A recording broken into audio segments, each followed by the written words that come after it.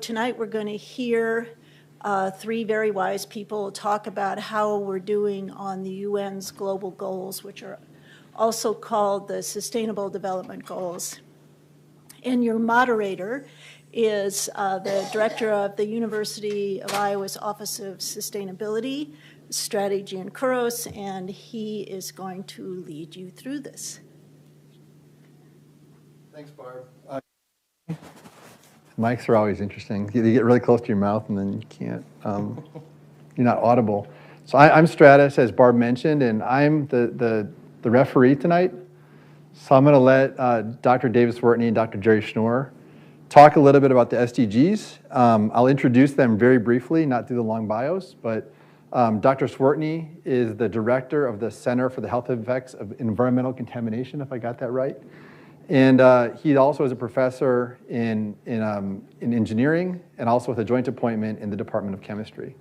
Dr. Jerry Schnoor, you can see up here, Department of Civil Engineering, and also the director of the Center for Global and Regional Environmental Research.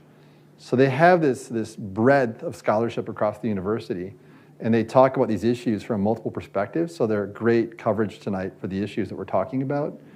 Before I let Jerry come up, I'm going to talk about what we're going to do tonight. So the goal is that each of these gentlemen will have a chance to kind of talk through some of the issues to set a baseline, and then probably about 10 minutes each, maybe a little more. Then we're going to move to the table here, and we're going to do more of a panel discussion. The goal is not for me to ask questions that I have in my head.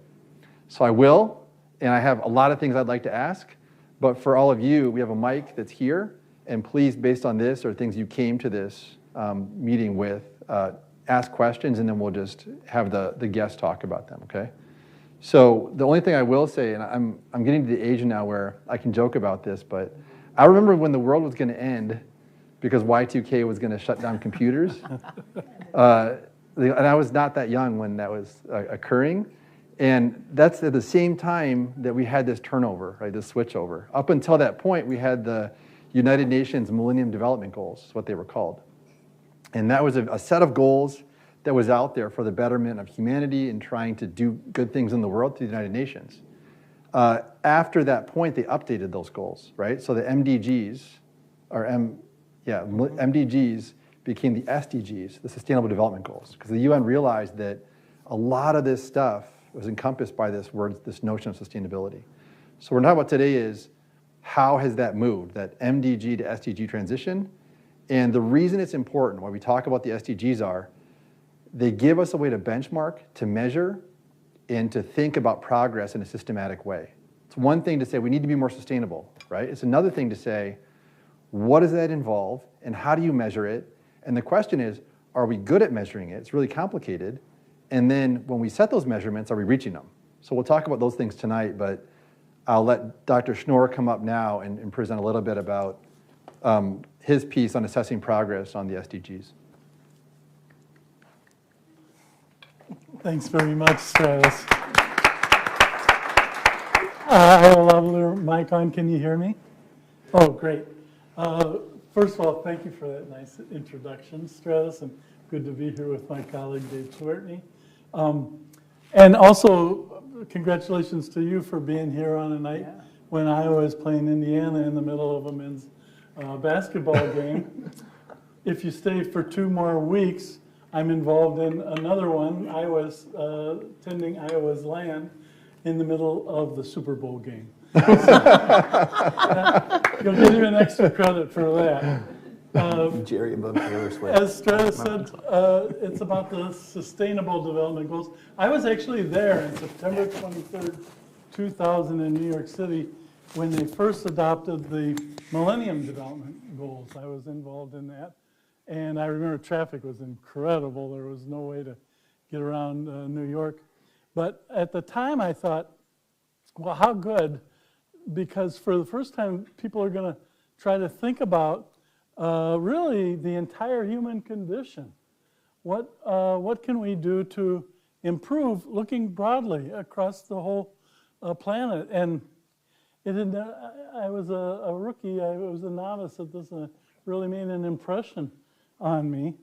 And now, here we are 23 years later, And thank goodness for the United Nations that we're even talking about these things together. But it's not all good news, and that's what we're going to see today. If we are able to achieve these goals, which have been thought about by a lot of people much smarter than me, it's not the Sustainable Development Goals. I think some people think it's sort of like the Marshall Plan, you know, that it's a transfer payment from rich countries to poor countries. And there's an element of that, but it's not really that. It's about a plan by almost 200 countries, a well thought out plan of how to use all the resources available to them, yes, including some official development assistance, but mostly that each country should have a plan of how to bootstrap themselves up and make improvements. And in many cases, actually, we have. It would result in a cleaner, healthier, fairer, more prosperous, and more resilient society. And really, it's about the entire human condition. It's good that we think about it. I would have said that we've made distinct progress since 2015. That's when the successor, the Sustainable Development Goals, were approved, also in New York City in 2015. But the progress we've made so far, I would have said 2 through 7 are doing quite well still. That begins with no hunger, good health, quality education, gender equality, clean water and sanitation, and clean energy, that we're continuing to make progress on those. But most of the others, for one reason or another, and we'll look at a few of those reasons, are lagging, or even we're going backwards. And from 2000 to 2015 in general, I don't have a snapshot of that up here, but there was pretty good progress mostly across the board. Sanitation was one that we fell far short of, but in general, especially diseases, health, malaria, smallpox, polio, much improvement between 2000 and 2015. Gender equality, much improvement in those 15 years. Women's education, almost universal women's education through elementary school in those first 15 years. And now since then, not so much. In 1 and 2, I would have said 2 we were making progress on until the war in Ukraine and the problem with the interest rates being so high and poor countries not really being able to afford imported food. And then 8 through 17, I don't know if you can read them all, but some problems in all of those areas. And I'll try to touch on them globally, and Dave Cwiertny will try to bring us up to date what we can do on a more local scale. The first one, end poverty. Lots of progress. We basically halved poverty as it was defined from 2000 to 2015, and we haven't made much progress on it since then, just a little bit. We still have the sub-Saharan African countries living in extreme poverty. Back in New York in 2000, for the Millennium Development Goals, it was defined as $1 a day. Now with inflation, now we define it as $2.15 per day, but still far too many people, especially in Africa, living below the poverty line as that defined. And goal 2, you can see that at least for these locations, by year 2020, in general, there was quite a bit of improvement. But now recently, we've hit a skid just in the last couple of years. So that one is kind of mixed in terms of our goal for ending hunger.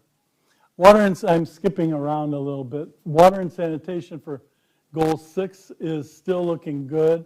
Water more than sanitation.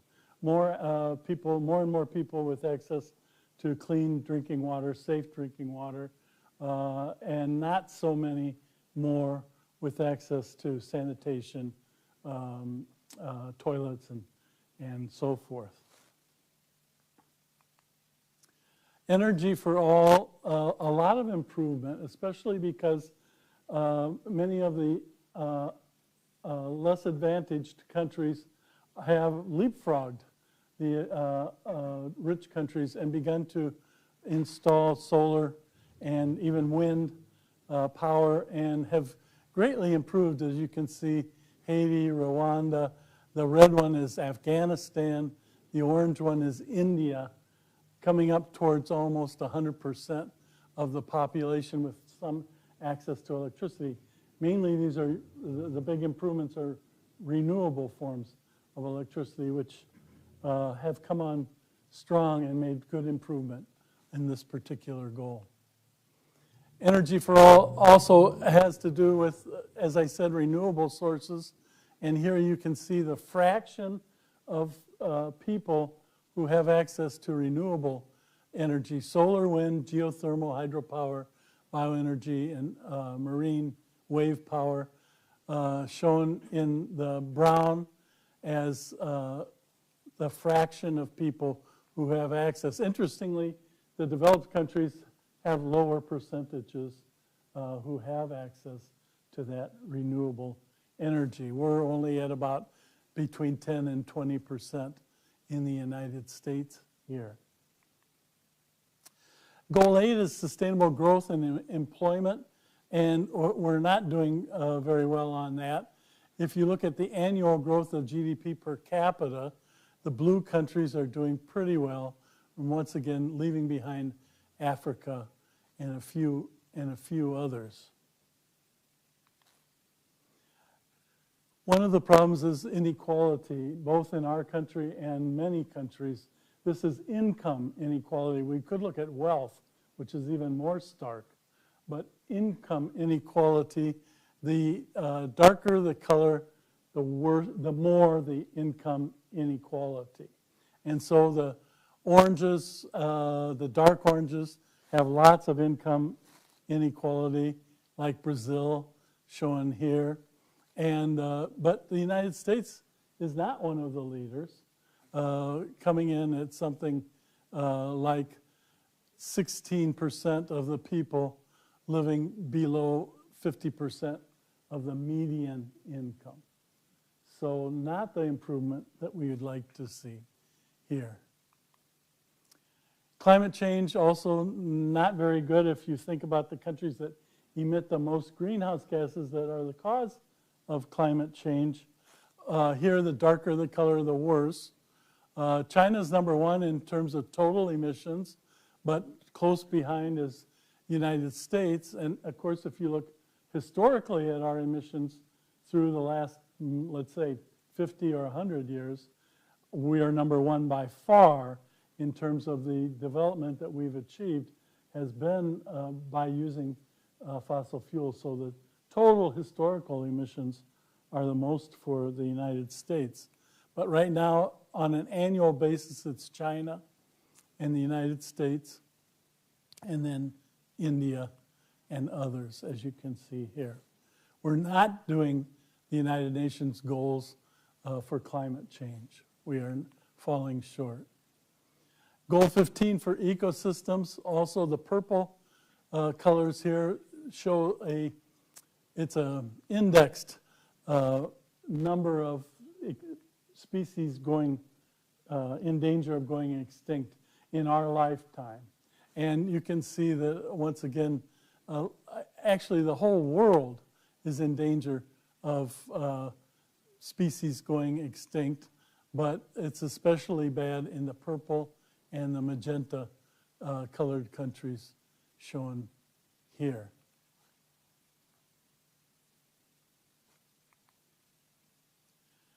One of the ones that I think is most telling is global partnerships, the 17th and final goal. We said it's not really meant to be a Marshall Plan, it's rather everybody pulling together to make a good plan for each and every country. But it does include official development assistance. That's assistance to other countries from rich countries. And shown here is the percent of GDP that each country is giving. I attended the Rio Earth Summit, with the United Nations Johnson County Association back in 1992. And at the Rio Earth Summit, it was established that Norway pushed very hard for a goal of 1.1% of your GDP should go to official development assistance. And they weren't talking about military assistance even though we include our aid to Egypt, for example, we call that ODA, official development assistance, but it really is strategic assistance. It's not the sense of what the 1.1% that we wanted really was. And out of that, you can see here who's achieving 1.1%, these aquamarine colors. Well, only Northern Europe. And the United States at that time pledged that, yeah, we were going to go towards 1.1% of official development assistance as well. And here we are today, and have been for some years, down at about 0.2% of our gross domestic product. So although we made the pledge, we're far, far, far. And that's what is true of many of the goals that we're trying to talk about. In broad brush, we're making progress. It's great that we're talking about these things, but on some things, we're not making progress, and we need to re-look at it. I mentioned to Stratus the reasons, if I had to say, the main reasons why we're doing more poorly on the sustainable development goals, those from 2015 forward, compared to the Millennium Development Goals, 2000 to 2015, it's because of the wars in Ukraine and now the Middle East and in Gaza. It's because of the interest rates, which during the beginning of the late 2015 to 2020, interest rates went up so high, and developing countries borrowed heavily in order to achieve some of these things that we're talking about, like infrastructure, electricity, water, things like that. So they borrowed at 8% interest, and now they have to pay it back. I'm sorry, they borrowed at 2.5% interest, and now they have to pay it back at 8% interest, and it's called the debt trap. They're just trapped. They can't repay their debt, and the countries who loaned them the money aren't forgiving that either. What was the third thing I said? The debt trap, the wars, and the pandemic. Those are probably the main reasons why we're doing so poorly. And you could say that those are largely out of anybody's hands, maybe, but it points to where the problems are. Climate progress is something that I actually study and do research on. It's much too slow. We're not on a course to achieve the goals of the United Nations in the Sustainable Development Goals or those at Abu Dhabi, at Dubai in the United Arab Emirates last November, in which we need to keep the temperature, the global warming under 1.5 degrees Celsius. I would say we've already lost that, to be perfectly honest with you. This year we had El Nino and very high emissions bouncing back from the pandemic globally, and those two things together have brought us currently above an average warming temperature of 1.5 Celsius. That's about 2.3 degrees Fahrenheit. But when El Nino comes, it'll go down a little bit. But when the next El Nino comes, we'll be above 1.5. I think we've already set the stage for that. Whether we can keep it below 2 degrees Celsius, that's what, 3.6 degrees Fahrenheit, that's the next goal. That remains to be seen. So we're not doing very well on that. We're not doing very well on species. We don't even know how many species we have. Maybe the best estimate, actually using AI, there have been some papers that we have maybe about 8 or 9 million species. That's Latin genus and species names, the Linnaean names. But we're losing, again, let's say, if not in our lifetime, in our kids' lifetime, we're losing about 1 million of them. So very significant fraction of all the species out there. We don't even know their names, but when they're gone, they're really gone. We don't have gene banks. Forget about Jurassic Park. We're not going to bring these animals back again. And it's not just mammals. It's insects. It's amphibians. It's reptiles. It's birds. All of these classes are just crashing. And it's another one of the goals that we're not doing very well on. There's reasons listed here for why we're not. But I wanted to end on a good note, and that was that we did get a big treaty through in Montreal last year, the Biodiversity Treaty, which is pledging to protect 30 by 30, 30% of all the land via corridors, and the United Nations is going to be heavily involved, and 30% of the marine areas, which, as you know, the coral reefs and marine species are crashing right now. So that's a very important treaty.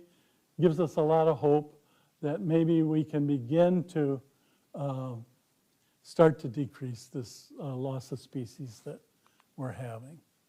I don't want to depress you. I wanted to leave you on a good note. But the fact that we have power, that's going to be shown to you by Dave Cwiertny right now in what we can do at the local scale. Thanks, Dave.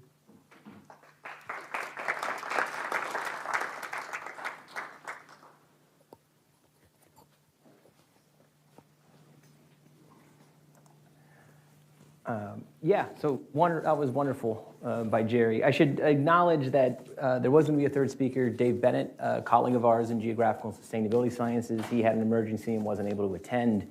He would have taken a bit of a deeper dive into some of the targets and indicators, but I'll do my best to sort of talk about some of those things maybe if there's the opportunity in the Q&A if we need to.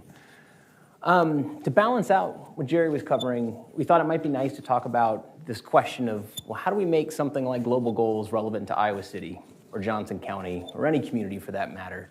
Because most of you, if you look at those SDGs, you're probably thinking those are big, bold, and ambitious.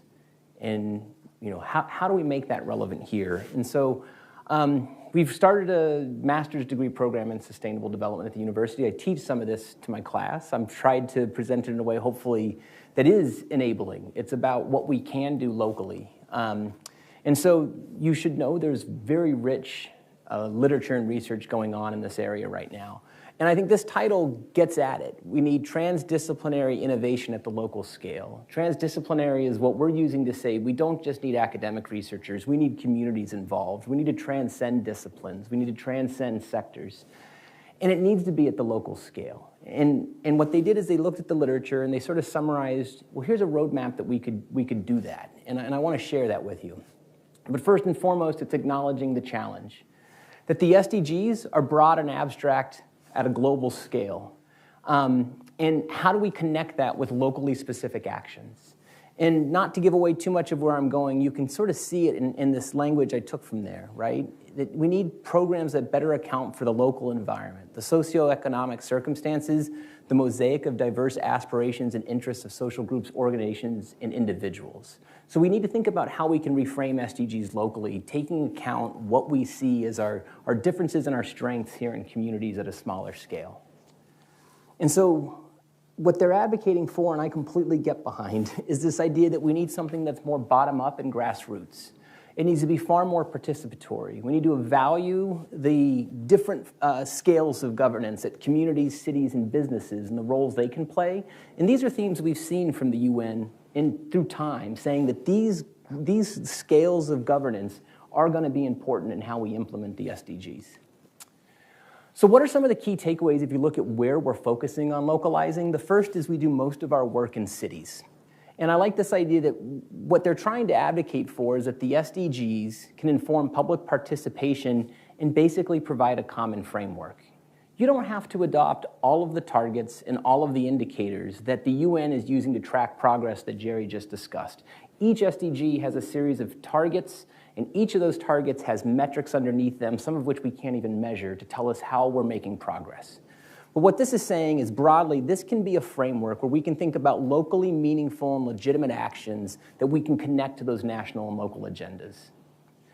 The second thing that they find is that what's really going to be important in making the SDGs work locally are some of those other SDGs towards the end. The need for supporting institutions, equitable and just policies, and strategic partnerships that bring multiple stakeholders to the table. And a particular emphasis on saying we should be looking at what is there in SDGs 16 and 17 that we can use to promote sustainability locally.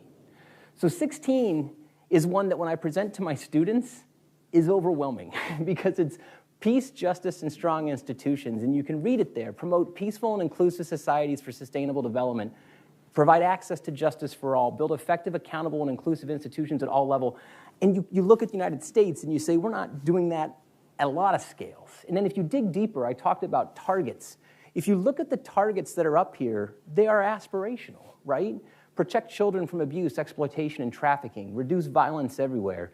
These are bold, ambitious goals, but it does make sense to think about tackling them locally on a smaller scale to make them a little bit more, I can get my arms around that, right? It's not so overwhelming to think, how are we globally going to protect all children from abuse, but are there things we can do locally? So focusing on 16. And then 17 is the one that Jerry shared, and I'm glad he did, about these partnerships. And there is some development assistance that goes into this, but the message is still we need to be in this together, and we need diverse partnerships from groups that have more capacity than others across the development index to enable this. And we can think about that in communities, right? Who's got assets and resources that we can share across hierarchies and power structures? So they've identified 3 key challenges that maybe you've been thinking about how do we localize the SDGs. The first is that sometimes these goals are insensitive to local priorities, that they're high level, they're less sensitive to specific contextual priorities of a community like Iowa City, and they can be kind of ambiguous and insignificant for measuring and monitoring achievement at a more local scale. And so what they advocate for is downscaling this, that we should be highly participatory. We should be engaging the community to help have some say in what these localized measures of progress and success should be. And so this is the idea of the bottom-up approach, is can we get groups together to sort of start defining, what does it mean for Iowa City to be thinking about no poverty, no hunger? What does it mean to have just institutions here in Iowa City? There are ways we as a community can have some of that self-determination. We can define it ourselves and think about how we could measure our progress towards that. The second biggest challenge often encountered in localizing is that there's just disagreement in what we need to achieve, that communities are not homogenous, right? They're different. They're not this one cohesive social unit. People will have diverse opinions and goals. And so it's acknowledging these diverse and sometimes competing social, economic, environmental priorities. And so their solutions is really more of this bottom-up approach, highly participatory, needing tools to navigate these diverse agendas, acknowledging tensions and struggles, and just ensuring that all voices are heard equally. So we need a very inclusive process that brings folks together to make this, to sort of outline this path forward. And then the last thing is that as you localize these goals, smaller entities like communities tend to be more poorly equipped to account for future uncertainties. If you listen to the end of Jerry's talks, which things have set us back? War, economics, interest rates, a pandemic. We don't really account for those at local scales. They're harder for us to anticipate, harder for us to plan around. And so it talks about, we often develop local sustainability plans with a very limited understanding of where there might be these unanticipated uncertainties and things that could knock us off course. And so a big message is to cope with the uncertainties, to stress test your options, to really think about what might be coming to find the ones that are the best paths forward. So they advocate for these 3 conceptual pillars. The first thing we should do is we should joint frame our local goals and actions. We should then evaluate those critical uncertainties, and then this idea of co-creating adaptive pathways. Co-creation is everybody working together. It's not just, say, an expert coming in and telling you how it's going to be. It's listening and figuring it out collectively. And that idea of adaptive, it needs to be responsive, particularly when we think about these unanticipated events that How you could do that, joint framing of local goals, you should be asking ourselves, what are our local goals and actions for achieving sustainability? You could take each of the SDGs and ask ourselves, in Iowa City, in Johnson County, what does that mean to us? And you could help to identify that criteria and that progress. So identify those local priorities. Think about the available resources. Where you can, it does make sense to align them with global agendas because then you can leverage that capability that those bring. And then designs context-specific goals and actions for achieving sustainability. So in simple terms, this is my way of telling you it's okay if we develop our own idea of what it means to achieve SDG 1 locally. We need to be thinking about what that means to us most valuably as a community. As long as we build that voice collectively, that is an okay approach to use. Evaluating critical uncertainties. How does uncertainty impact the efficacy of actions in attaining these goals?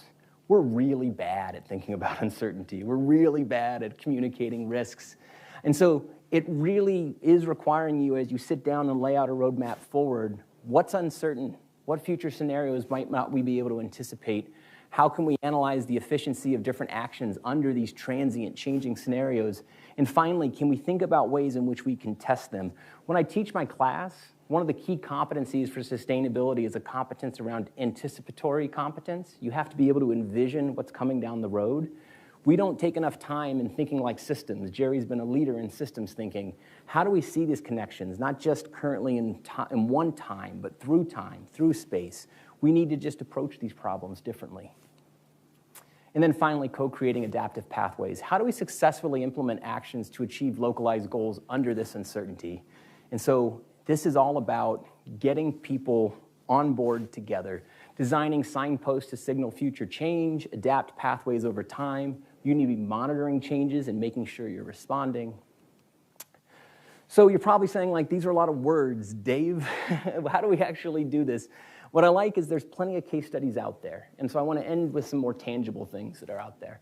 So this is a case study they present from Australia where they were trying to localize the SDGs and they wanted to future-proof Australian communities. That's an ambitious goal. We should all want to be future-proofed. So how'd they go about doing it?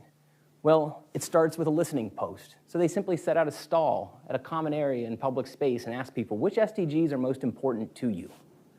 And then they had kitchen table discussions, and these aren't big meetings. These are actually more intimate, where you're going into people's homes if you can and meeting in small groups to really have deep conversations about what matters most to people.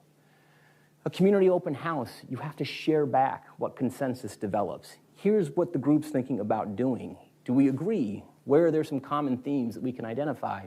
And then they did visioning and ideas workshops, that last bit. How do we take it from what we want to do to how we actually implement it and make it happen?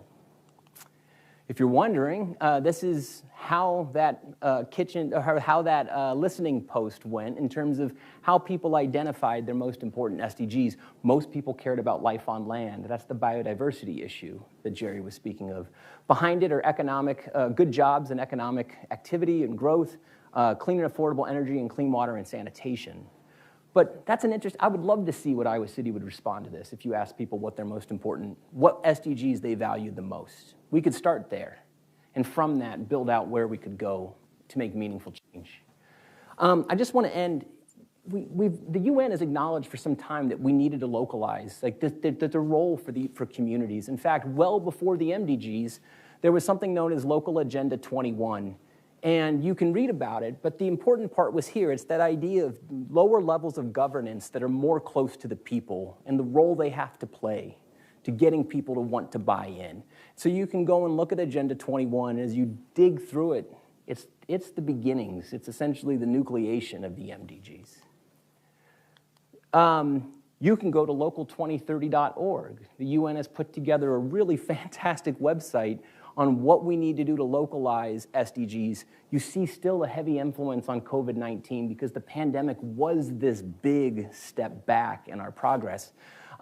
There's toolkits and resources. So if it feels overwhelming, where do I start? It gives you places to start, and you can walk through their toolbox. And it's everything that I was talking about. Subnational context, means of implementation, what indicators you can use to measure and monitor progress.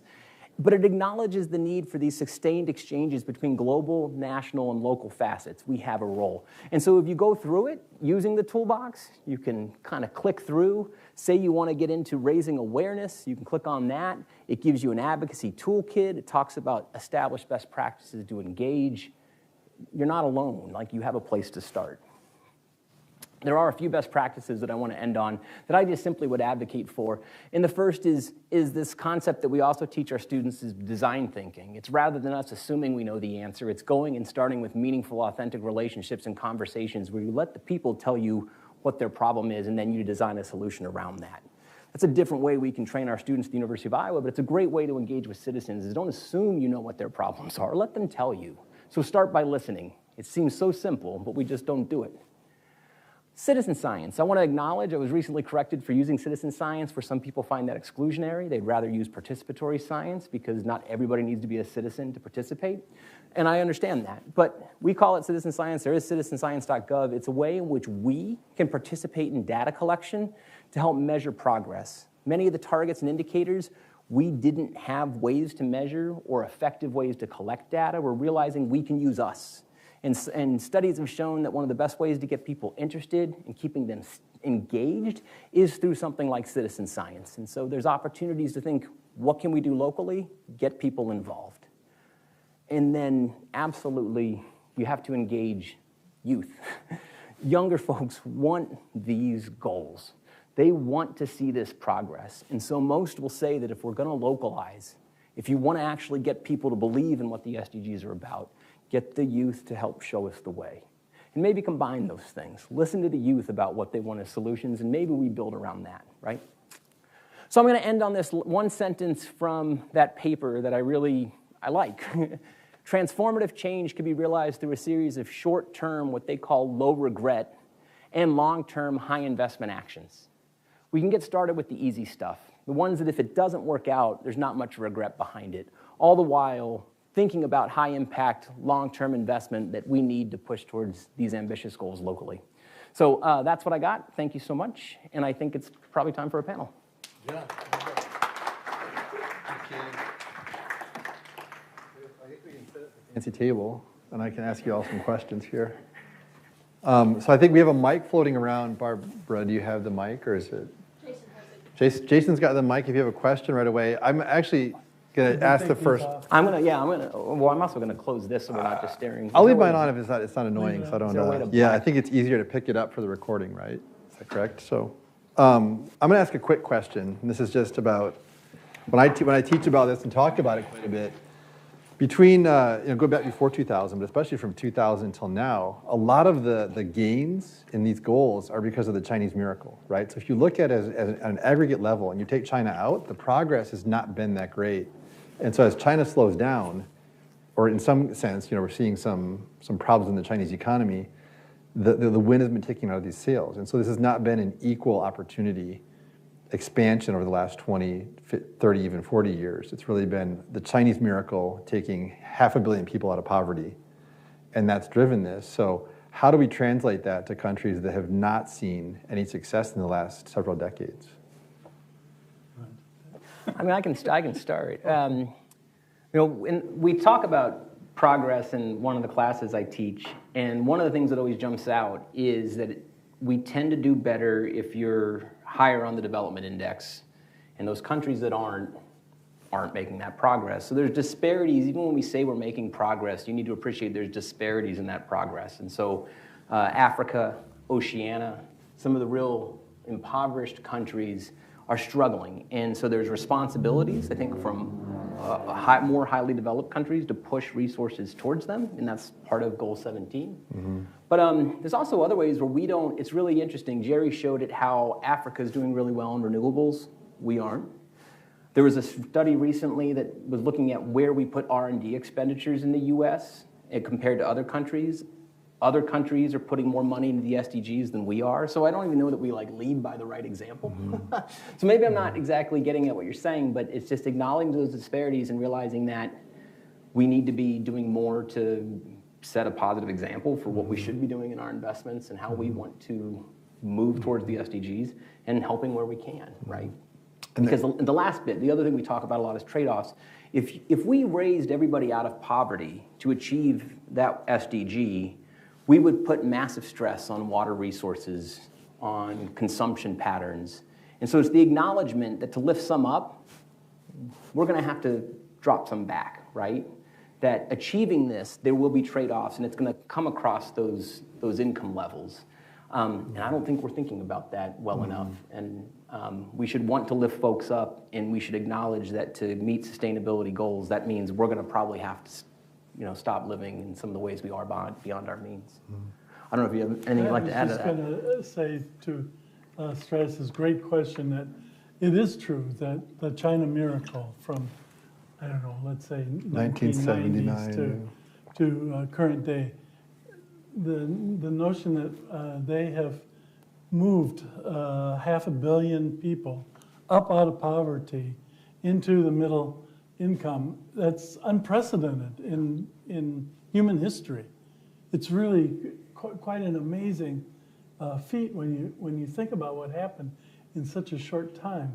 But maybe the hope is, Stratus, I don't know, that now it continues to, well, and China still has to finish their miracle. Has to finish, right? But It's an continues unfinished to project. India and Africa. Maybe in the whatever is the next development goals after 2030, maybe Africa is the continent. They really have a chance to leapfrog a lot of the mistakes that the developed world has made, and maybe that's where the progress will continue. So maybe we should look at it, stress as a rolling progress, and again, be never-endingly impressed with what China has done in a very short time.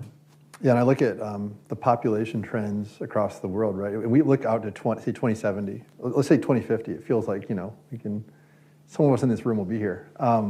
But I think that if you look at that trend, the Chinese population has really peaked. And there's some arguments that maybe it peaked 4 years ago and the accounting is a little funny, right? That it's going this direction, and that population is going to get cut almost in half in the next several decades. But areas like Bangladesh, currently 200 million, or Pakistan, 200 million will be 400 million people. Nigeria, currently 170 million, will be closer to 350 million. The poorest countries across the globe are where the population is just exploding, right? And that's because of the health issues and other things that drive population growth. So in some sense, it doesn't matter that we get it right if we're not sharing technology, sharing know-how, really invest in those countries. Like if I grow tomatoes in my backyard in Iowa City, and I do everything, I get a Prius, and I do everything right? It doesn't save my kids from a planet that's unlivable. I have to also go and make sure that those kids in those countries and the rest of the world have opportunity to leapfrog our mistakes, as you mentioned, and do different things. So I think that's another thing I want to add here is that the local thing is hypercritically important, but we cannot do good in a vacuum. It's not possible anymore. Yeah. So anyway, I'm going to open it up. If anyone has a question here, yeah.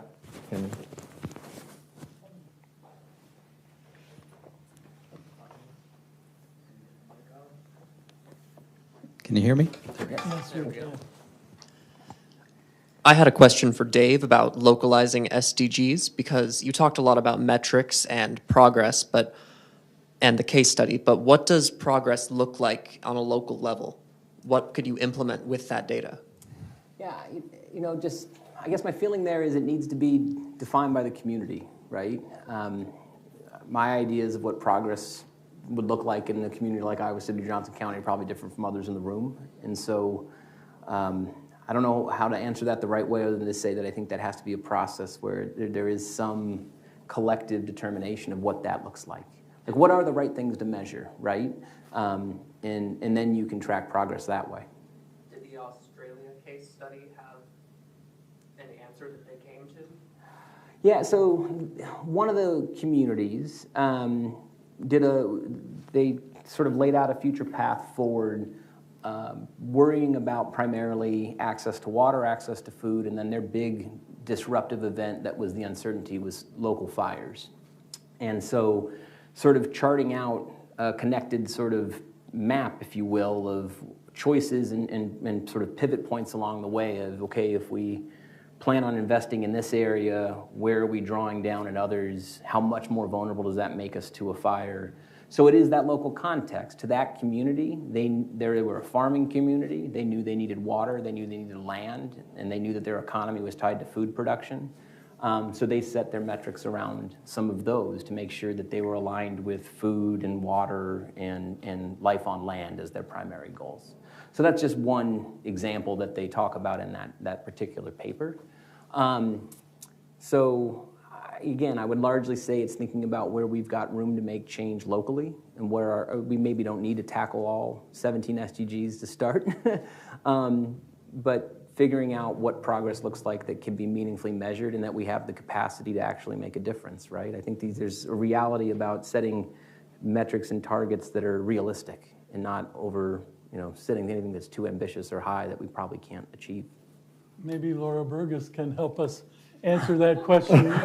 City council member, of course, that's what city council does, do they not? I think that's right. Just help us define what our goals are, and for example, low-income housing is one of our goals that seems like we haven't done so well at, but I know you're a strong proponent for us, and I wonder if you have anything to say about that. Yeah, I think so. The city of Iowa City has recently adopted a strategic plan that has really localized priorities that I think you can attach readily or align readily with many of the SDGs.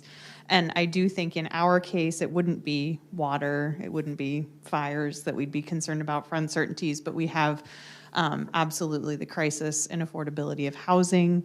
We have the population that is growing is not a good match for the jobs that are available in our local area.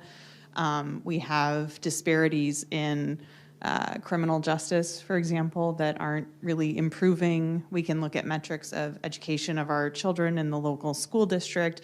Those are things that I'm aware of as a policymaker that I think we could be looking at and better aligning with the SDGs. Another council colleague, Josh Moe, is here. You have anything else to add, Josh?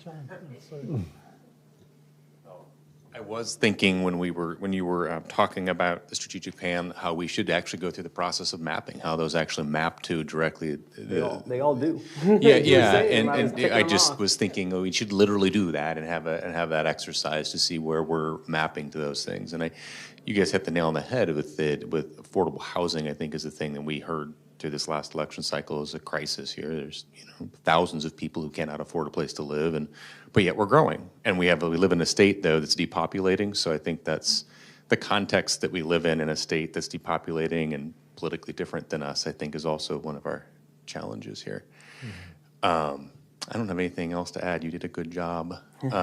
Better Together 2030 is another one of these goal-setting processes that we could also map, and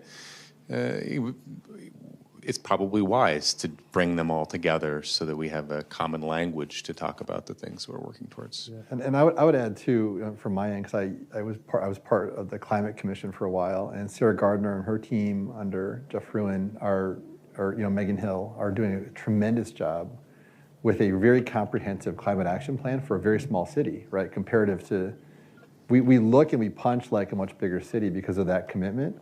So on that metric, right, that I sometimes argue is the 800-pound gorilla in the room, and I don't need to get Jerry started.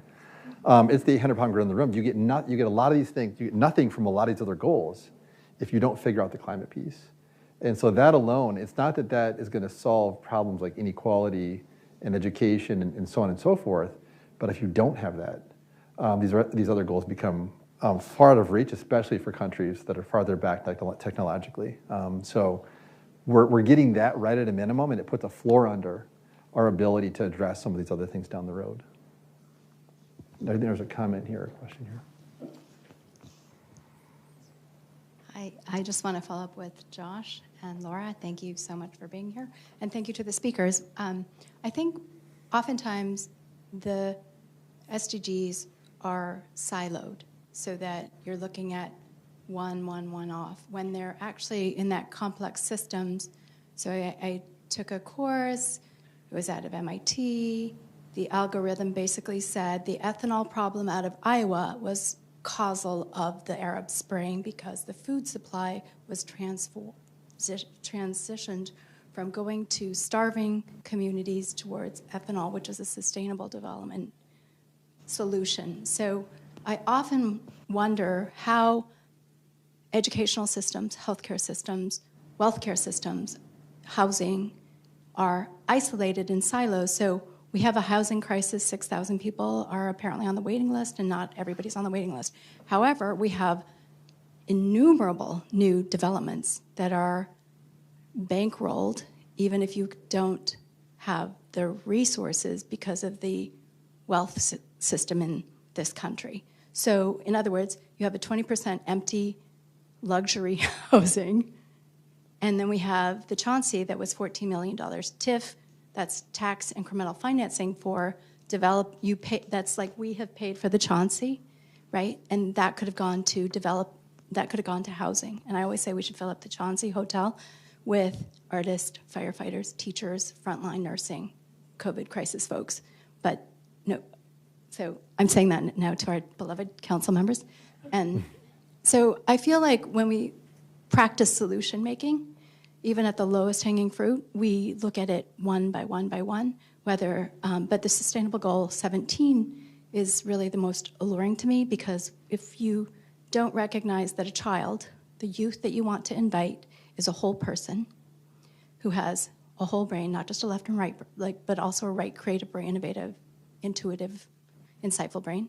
And then you have whole foods, so we don't have Monsanto farming, runoff to water, all those systemic problems. And you don't have whole communities, right? Because people are fighting for those city resources. Like people literally came up with a whole program, asked for 20,000, and they do that repeatedly the wheel. So then they're competing over those limited, quote unquote, limited resources, and they don't cohere and work together to solve the problems. So they're fighting over the solutions for funding.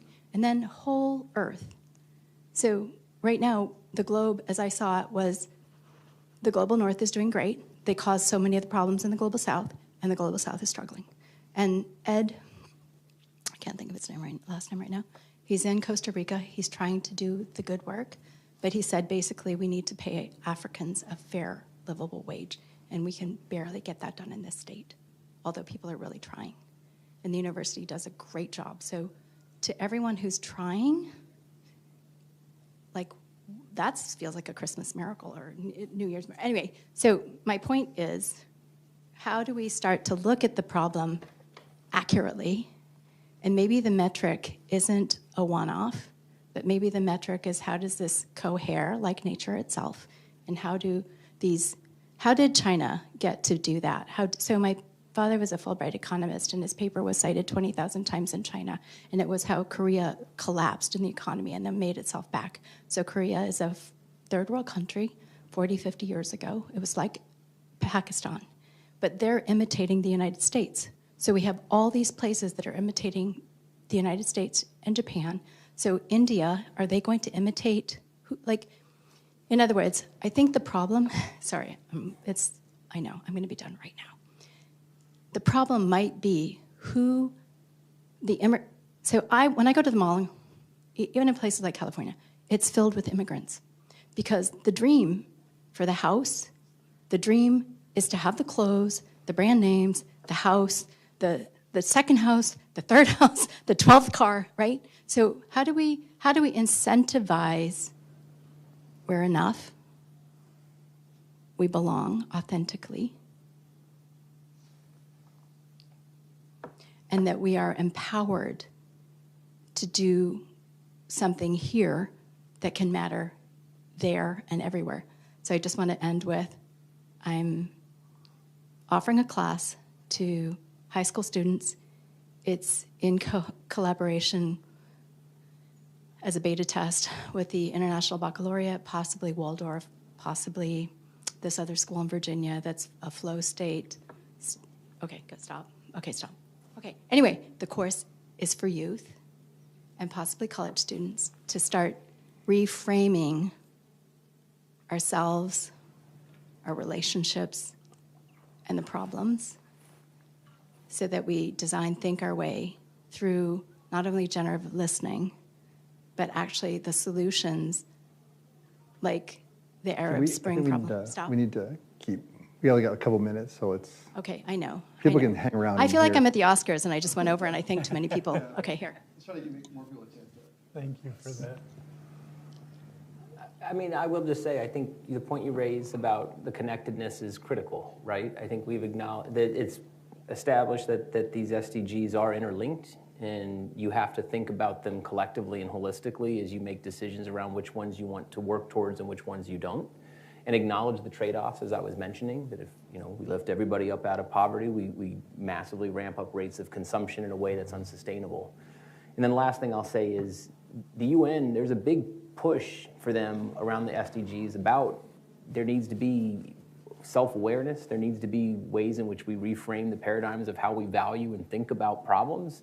We talk a little bit about that in the class that I teach with the students. Self-awareness is a weird thing to teach in a class, but they acknowledge that things like that SDG 16, we don't achieve it unless people's mindset changes. So how do you actually find ways to change people's mindsets?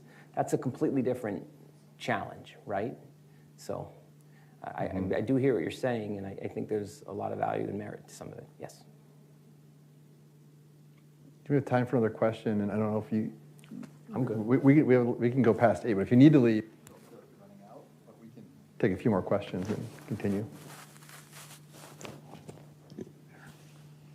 Yeah, you mentioned something about the Chinese miracle, and then you talked about India, but there is a problem in these countries where China's had tremendous problems with pollution and greenhouse emissions or whatever. Same thing with India, and China's made some progress, but also these countries that are developing also have problems with economic inequality. I mean, we do too, obviously, but how do you balance that? I mean, you want to lift people out of poverty and whatever, but you also want to make sure that you don't have too many greenhouse emissions. It's a hard balancing act, I know. I don't know if anybody wants to talk about that, so.